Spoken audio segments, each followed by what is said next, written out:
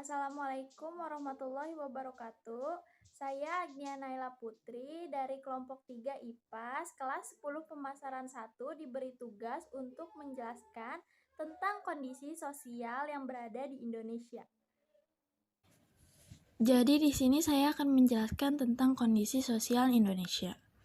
Keberagaman suku dan budaya didukung oleh letak Indonesia yang berada pada jalur perdagangan dunia. Banyaknya pedagang asing yang singgah menyebabkan masyarakat Indonesia terbentuk dalam kelompok masyarakat yang multikultur. Hal ini banyak memengaruhi perilaku sosial masyarakat Indonesia, baik pada ranah politik, ekonomi, maupun sosial budaya. Dan yang selanjutnya saya akan menjelaskan kondisi sosial budaya yang berada di Indonesia. Jadi, kondisi sosial budaya dapat teramati secara langsung melalui interaksi sosial yang terjadi pada keluarga, teman, ataupun pekerjaan. Indonesia memiliki beragam suku dan budaya yang meliputi bahasa, adat istiadat, tatanan kehidupan, sistem kekerabatan, kesenian daerah, dan tempat asal. Kondisi sosial budaya masyarakat Indonesia antara lain adalah sebagai berikut ini. Jadi, kondisi sosial budaya masyarakat Indonesia yang pertama adalah sistem kekerabatan. Sistem kekerabatan adalah karakter asli yang dimiliki oleh bangsa Indonesia sejatinya adalah sistem kekerabatan yang sangat erat. Hal ini dapat dilihat pada perilaku kehidupan sebagai masyarakat pedesaan yang belum terpengaruh budaya luar.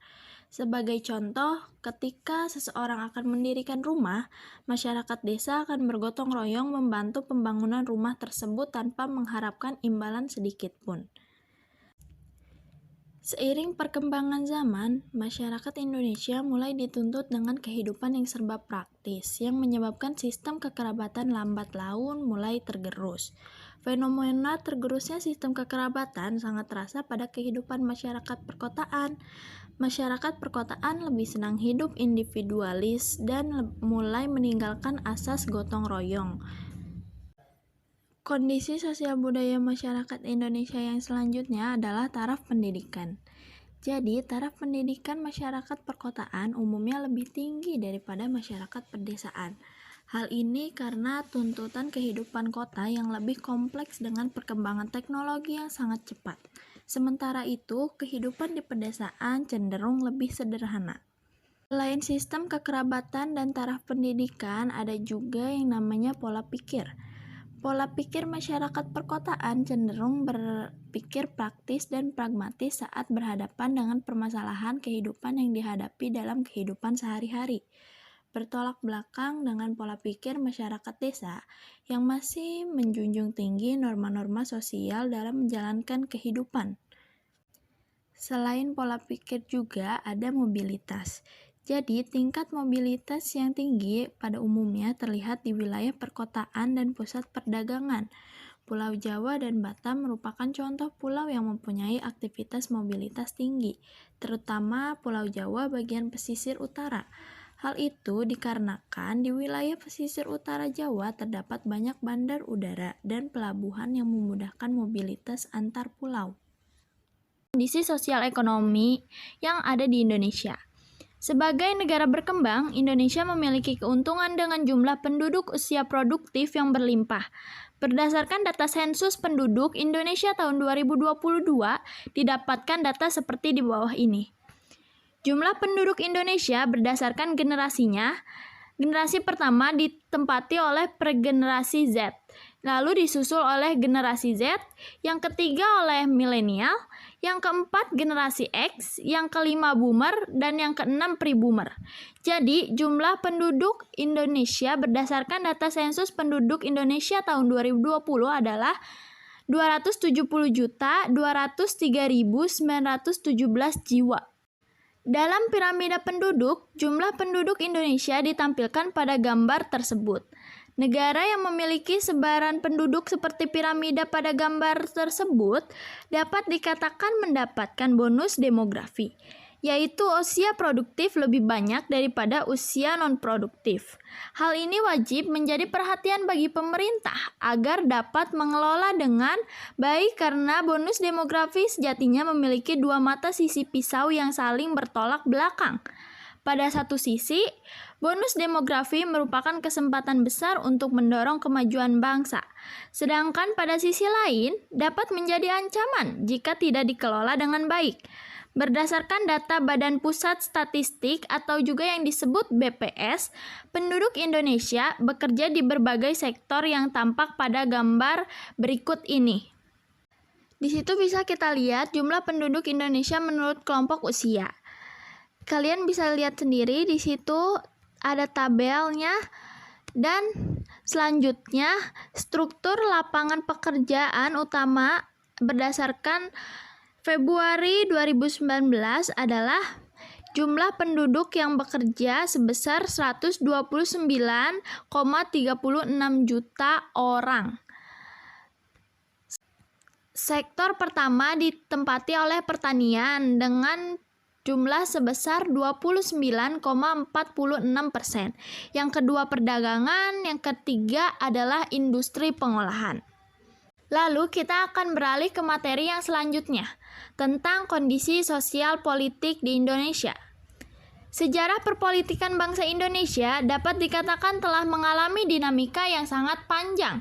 Sejak awal berdirinya, bangsa Indonesia telah mengalami berbagai bentuk sistem politik yang sebenarnya bertujuan untuk mencari bentuk yang tepat untuk menyejahterakan masyarakat Indonesia.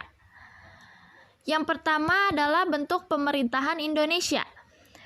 Negara Indonesia merupakan negara republik dengan kedaulatan tertinggi berada di tangan rakyat.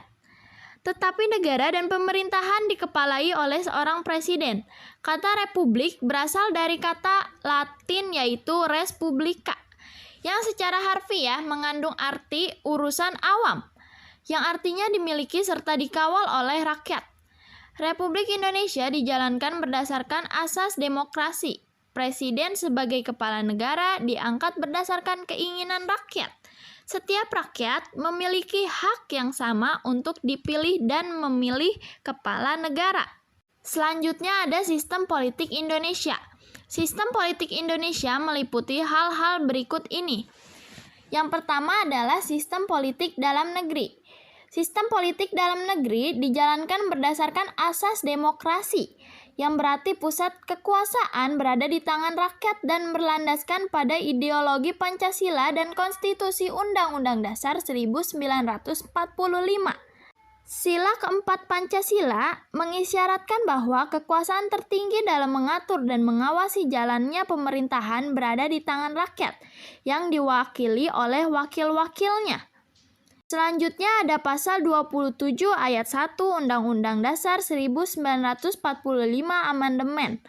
Warga negara mempunyai kedudukan yang sama dalam hukum dan pemerintahan, serta wajib menjunjung hukum dan pemerintahan tanpa kecuali.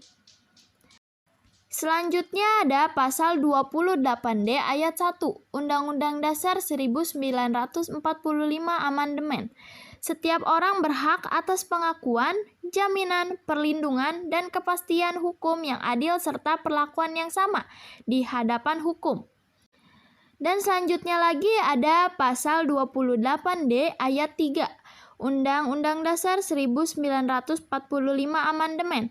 Setiap warga negara berhak memperoleh kesempatan yang sama dalam pemerintahan. Selain sistem politik dalam negeri, ada juga sistem politik luar negeri dengan prinsip politik bebas aktif. Apa yang dimaksud dengan prinsip politik bebas aktif? Prinsip politik bebas aktif adalah bebas berarti tidak terikat dalam menentukan sikap dan membina hubungan dengan dunia internasional, serta tidak memihak salah satu blok. Kebebasan menyelesaikan masalah dilakukan dengan caranya sendiri, baik masalah dengan negara lain maupun masalah internal negara. Sementara itu, aktif artinya turut serta dalam memperjuangkan terciptanya perdamaian dunia. Pembukaan Undang-Undang Dasar 1945 alinea pertama menjelaskan bahwa kemerdekaan adalah hak segala bangsa. Konsekuensi logisnya, Indonesia turut serta menghapuskan segala penjajahan di atas dunia. Selanjutnya ada Undang-Undang Dasar 1945 Amandemen, pasal 11 ayat 1, menegaskan Presiden dengan persetujuan DPR menyatakan perang, membuat perdamaian dan perjanjian dengan negara lain. Dan juga ada Undang-Undang Dasar 1945 Pasal 13 Ayat 1. Presiden mengangkat duta dan konsul untuk negara lain, sedangkan ayat 2-nya menyatakan presiden menerima duta negara lain. Jadi kita akan lanjut ke materi yang selanjutnya, tentang aktivitas politik. Apa itu aktivitas politik? Jadi, aktivitas politik adalah segala bentuk kegiatan yang mengarah pada ranah politik, baik ranah perpolitikan dalam negeri maupun luar negeri. Yang pertama, saya akan menjelaskan aktivitas politik dalam negeri dahulu. Aktivitas politik dalam negeri terbagi menjadi 3. Yang pertama adalah pemilihan umum. Pemilihan umum merupakan sarana bagi rakyat dalam menjalankan kedaulatannya. Pemilihan umum di Indonesia antara lain sebagai berikut ini adalah: yang pertama, memilih presiden dan wakil presidennya. Yang kedua, memilih anggota DPR sebagai wakil rakyat tingkat nasional ataupun tingkat daerah. Dan yang ketiga, memilih anggota DPD sebagai pengembang aspirasi daerah di parlemen pusat. Selain pemilihan umum, ada pun unjuk rasa. Jadi, unjuk rasa merupakan sarana penyampaian aspirasi rakyat ketika aspirasi yang diwakilkan kepada anggota DPR tidak terkomodasi dengan baik. Selain unjuk rasa juga, yang terakhir adalah dialog terbuka politik.